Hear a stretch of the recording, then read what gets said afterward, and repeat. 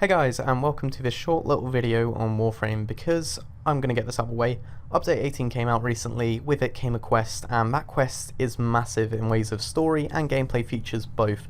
So if you haven't done it yet, I recommend doing it before I spoil it for you, because if you go to quests you can see you need to do the Nata quest first, and then that will allow you to do the second dream. And after doing that you unlock this new gameplay feature which I will now show you. So if you want to do that for yourself first, then click off the video and don't keep watching, because as soon as I walk in this room you will see that there is a giant chair, and with this giant chair the operator is in it, the operator who controls all the Tenno you are playing as, or rather is a Tenno who controls all the Warframes you're playing as. And when you customize your operator you can pick a focus from one of 5 schools. And this is the lens system which they've talked about for a long time now, and I was looking forward to it being implemented so much. So you pick one of the schools, and then this gives you an ability which is meant to be devastating, but at late game it doesn't scale too well, but that's a different topic altogether.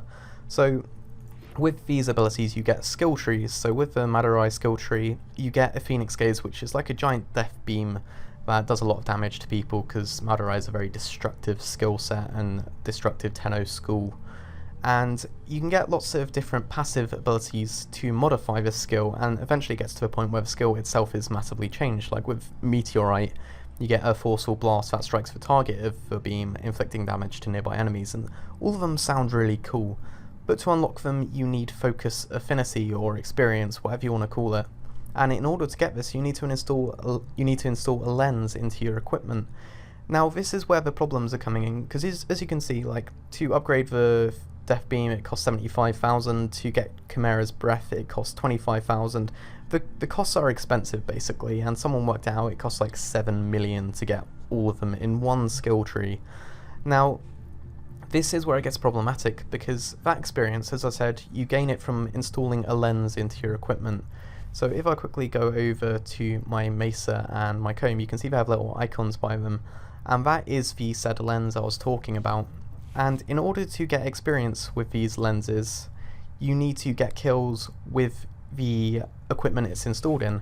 So with the comb, like if I'm using the War of Active Ballistica to get kills, the comb won't gain any experience for MAGIX skill tree which it has the lens installed for. Mesa has another skill tree installed in it, and she will get some shared experience, but not too much, and like Mesa needs to be getting the kills if you want to get experience for that skill tree. And this is where the problems come in, because people are saying, and I can attest to this, it's reintroduced a playstyle which is where you are being selfish. You're not playing as a team, you're going in a corridor and becoming a hallway hero, which is where you're just sitting there getting kills yourself. You're not staying by the objective, you're not playing objective at all. And this is the best way to farm affinity. Like if I go back into the focus system, you can see I have 3k on Mesa and I have 12k on MAGIX. This is after about, I would say, 8 to 10 hours of playtime, and that's a pathetic amount, because at the end of the day you can level up Warframes and equipment fast because you're getting shared affinity from your allies and from playing objective, but that's not the case with this. You only get experience for the equipment you're using, which locks you to a very specific playstyle and a very selfish one, which is where the complaints come in. And I think DE will change this. I think they're going to listen to the community, because right now nobody is happy with that system. I think they will fix it, so I'd be curious to see what they fix it to. I doubt they'll just change it to the, okay, you gain shared affinity from all the other players and from all your other kills. They'll probably change it to something, I guess, what I would like to see is something specific to the playstyles, like with one of the skill trees, it's a very support based one that heals your allies. So I would like to see affinity gained through reviving allies and through healing allies and playing supportively. Like MAGIX, it's about killing enemies really fast, so I'd like to see experience gained from killing enemies back to back, like a kind of kill counter type affinity, but I don't know, maybe that'd be too hard to implement. The second complaint has been about, I'm not sure where it's gone, there's a cap basically on affinity gained, and a lot of people really don't like this, because, yeah, it shows the cap somewhere, apparently not all the time though, but there's a hard cap of, I think it's 75,000 experience per day, and everyone seems to be complaining about that, but I'm not sure why. As you can see, I've put about 8-10 hours in, and I haven't been grinding exactly, I haven't been sitting on Draco farming the affinity, but I struggled to reach that cap. Like the Syndicate daily cap, I reached this 3 times as fast as I would the lens or focus affinity. So I'm not sure why people are complaining about the cap, because the lens and focus system is very much end game.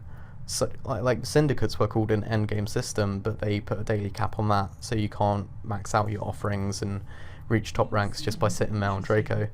But with the focus and lens cap, I think it's fine. I think it's reasonable. It's not stupidly low, and it allows you to get those other abilities. It allows you something to work towards each day, that unless you're literally sitting there farming non-stop, you're not going to reach that cap. So I would be curious to hear your thoughts on both the cap system and the way of gaining affinity. Yeah, like 72,000 extra experience possible.